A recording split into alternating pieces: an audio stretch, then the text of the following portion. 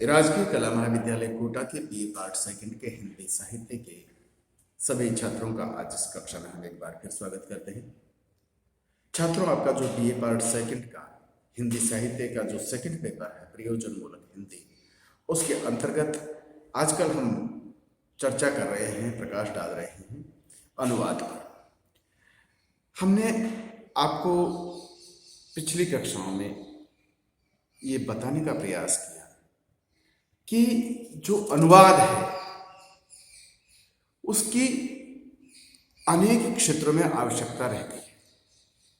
जैसे मौखिक क्षेत्र में, शिक्षा के क्षेत्र में, आपके विज्ञान तकनीकी और प्रौद्योगिकी के क्षेत्र में, विधि और न्याय के क्षेत्र में, संचार माध्यमों के क्षेत्र में, चाहे रेडियो हो, टेलीविज़न हो, सिनेमा हो, या आप यूँ भी कह सकते हैं कि अंतर्राष्ट्रीय क्षेत्र में, शासन प्रशासन के क्षेत्र में, और हमने बात की थी पर्यटन के क्षेत्र में भी इसकी आवश्यकता है रही है, और साहित्यिक क्षेत्र में भी अनुवाद की बहुत ही आवश्यकता रही है।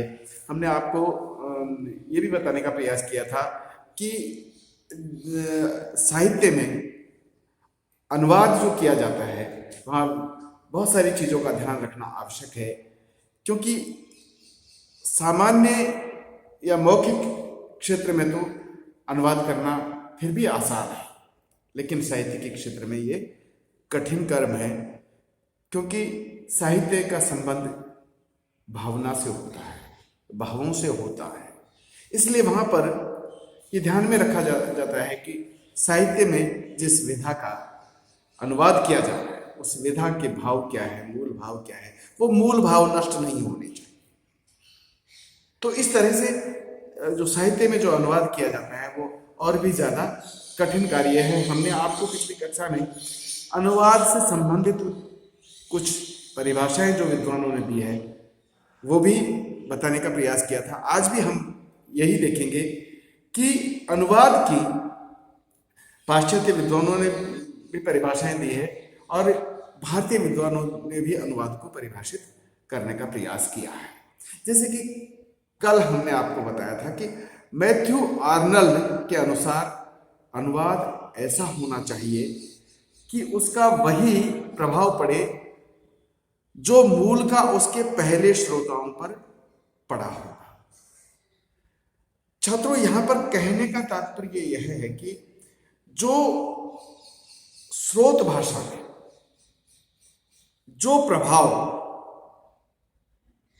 उसका रहा था, किसी भी उसका जिसका हम संवाद करने जा रहे हैं, तो जो प्रभाव स्रोत भाषा में देखा गया था वही प्रभाव, यानी कि उसके अनुवाद होने के बाद भी वही प्रभाव मूल भाषा के श्रोताओं पर भी पड़ना आवश्यक है।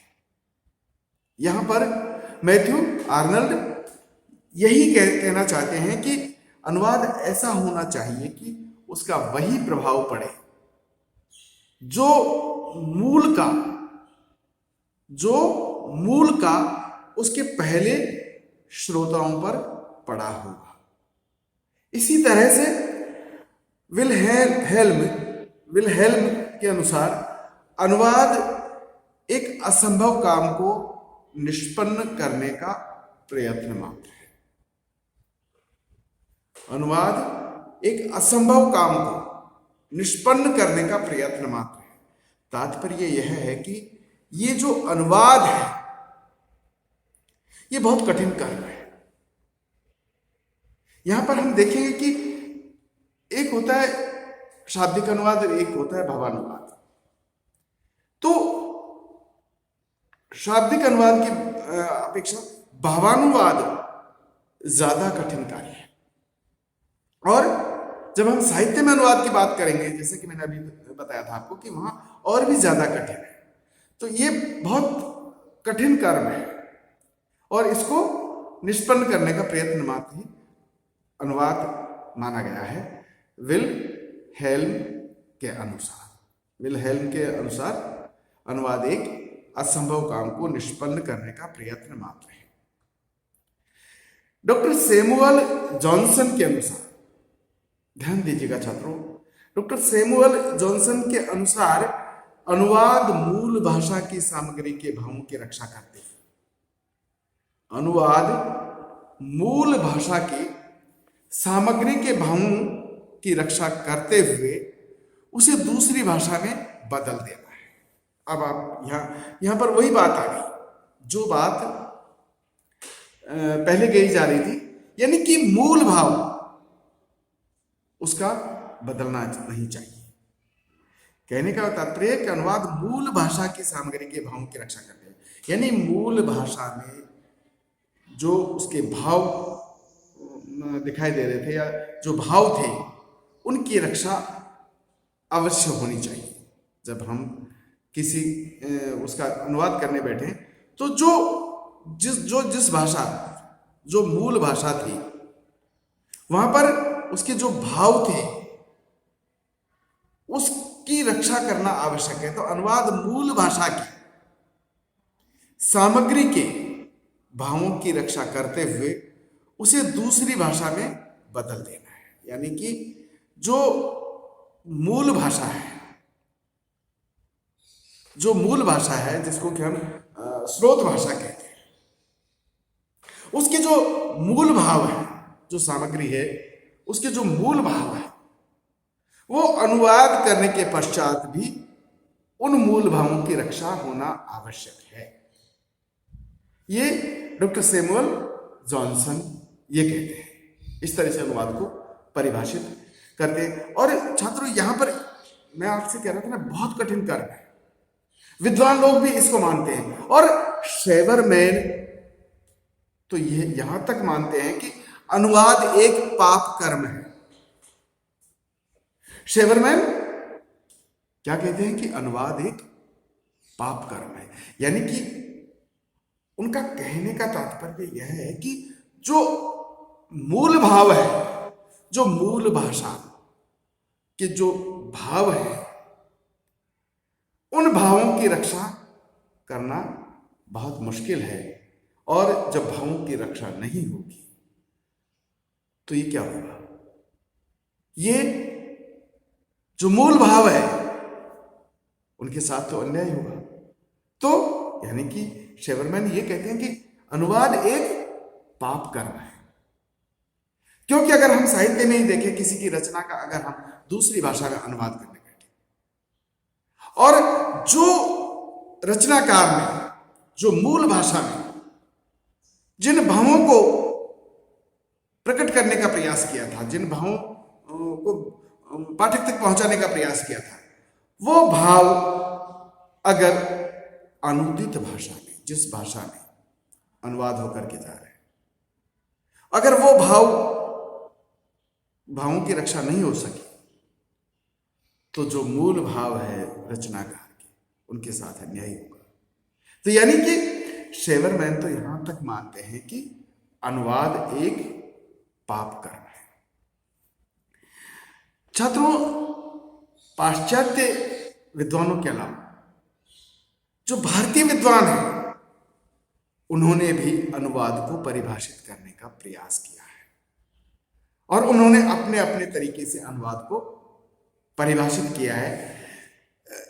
डॉक्टर भोलानाथ तिवारी की बात करें तो उनके अनुसार एक भाषा में व्यक्त किए गए विचारों को उसी रूप में यथासंभव समान तथा सहज अभिव्यक्ति द्वारा दूसरी भाषा में व्यक्त करना ही अनुवाद है। डॉक्टर भोलानाथ तिवारी यहां पर कहते हैं कि एक भाषा में व्यक्त किए गए विचारों उसी रूप में, यहां ध्यान दीजिएगा छात्र, उसी रूप में, यानी जिस भाषा में व्यक्त किए गए विचारों को अगर दूसरी भाषा में अनुवाद करने जाए तो जो एक भाषा में व्यक्त किए गए विचारों को उसी रूप में यथासंभव समान तथा सहज अभिव्यक्ति द्वारा दूसरी भाषा में व्यक्त करना ही अनुवाद है। यानी कि जो भाव व्यक्त किए गए हैं, जो विचार व्यक्त किए गए हैं, तो उनको दूसरी भाषा में भी समान रूप से तथा सहज अभिव्यक्ति द्वारा दूसरी भाषा में व्यक्त करना ही अनुवाद है। ये डॉक्टर प्रफुल्लनाथ तिवारी के अनुसार उन्होंने अनुवाद को परिभाषित किया है। वो यही कहते हैं कि एक भाषा में व्यक्त किए गए विचारों को उसी रूप में, यहां पर मैं अब देखिए, उसी रूप में यथासंभव समान तथा सहज अभिव्यक्ति द्वारा दूसरी भाषा में व्यक्त करना ही अनुवाद है। छात्रों, इसी तरह से डॉक्टर कैलाश चंद्र भाटिया के अनुसार, डॉक्टर कैलाश चंद्र भाटिया के अनुसार अनुवाद वह प्रविधि है जिसके माध्यम से एक भाषा में कही गई बात को, विचार को, सामग्री को दूसरी भाषा में उसी क्षमता के साथ कह दिया जाता है। यह कार्य संपन्न करने वाला व्यक्ति अनुवादक है, जो कम से कम द्विभाषी है। डॉक्टर कैलाश चंद्र भाटिया जी के अनुसार, यानी डॉक्टर कैलाश चंद्र भाटिया के अनुसार अनुवाद वह प्रविधि है जिसके माध्यम से एक भाषा में कही गई बात को, विचार को, सामग्री को दूसरी भाषा में उसी क्षमता के साथ कह दिया जाता है। यह कार्य संपन्न करने वाला व्यक्ति अनुवादक है, जो कम से कम द्विभाषी है।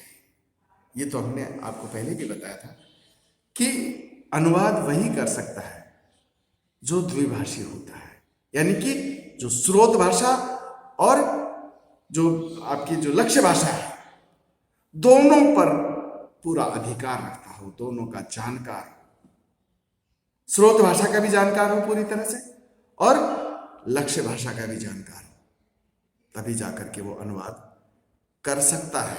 हालांकि उसको भी अनेक प्रयत्न करने पड़ते हैं, वो भी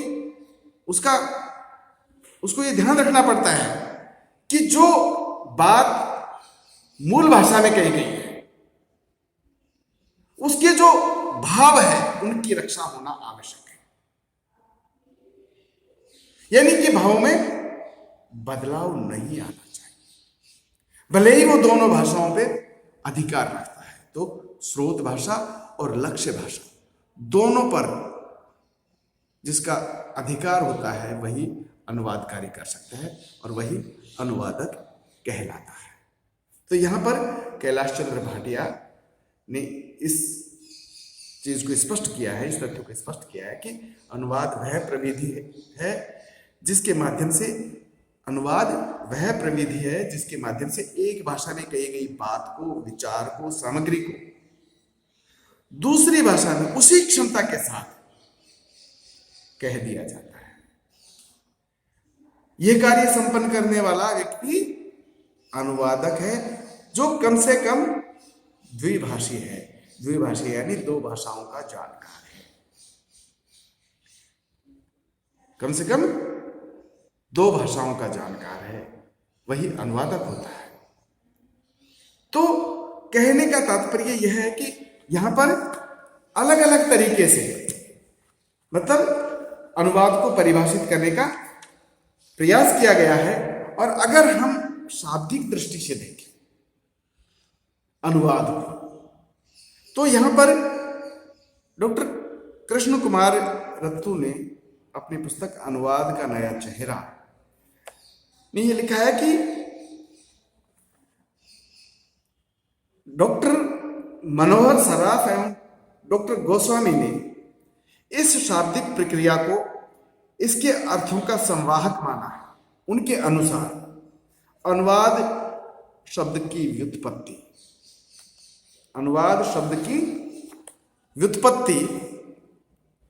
वद धातु में अनु उपसर्ग को जोड़कर हुई है। ये कौन मान रहे हैं? डॉक्टर मनोहर सराफ और डॉक्टर गोस्वामी। वो क्या मानते हैं? ने इस शाब्दिक प्रक्रिया को इसके अर्थों का संवाहक माना है। उनके अनुसार अनुवाद शब्द की व्युत्पत्ति वद धातु में अनु उपसर्ग को जोड़कर हुई है, जिसका शाब्दिक अर्थ है पुनः कथन। जिसका शाब्दिक अर्थ है पुनः कथन या किसी के कहने के बाद कहना। क्योंकि किसी के कहने के बाद कहना अर्थात, जैसे मैंने अभी जो दूसरी परिभाषाएं आपको बताने का प्रयास किया, दूसरे विद्वानों की जो परिभाषाएं थी उनमें भी यही बात थी कि जो मूल भाषा है उसमें जो कहा गया है उसका अगर अनुवाद दूसरी भाषा में किया जाता है तो जो पहले कह चुके हैं मूल भाषा में वो बात कही जा चुकी है, लेकिन उसे पुनः दूसरी भाषा में कहा जा रहा है। तो किसी के कहने के बाद कहना अर्थात एक भाषा में किसी के द्वारा कही गई बात का किसी दूसरी भाषा में पुनः कथन। अनुवाद शब्द के पर्यायवाची शब्द के रूप में अनुवचन, अनुवाक, अनुवदित, ज्ञात को कहना, दोहराना, पश्चात कथन, आवृत्ति इत्यादि ग्रंथ प्रयुक्त हुए हैं जो प्राय एक ही अर्थ को ध्वनित करते हैं, पुनः कथन। यानी कि जो मूल भाषा में बात कही गई है उसी बात को दूसरी भाषा में कहना, पुनः दूसरी भाषा में कहना, वही अनुवाद है। तो इस तरह से अनुवाद को अलग अलग तरह से परिभाषित किया गया है। छात्रों, आज के लिए बस इतना ही। अगली कक्षा में हम फिर मिलेंगे। तब तक के लिए नमस्कार।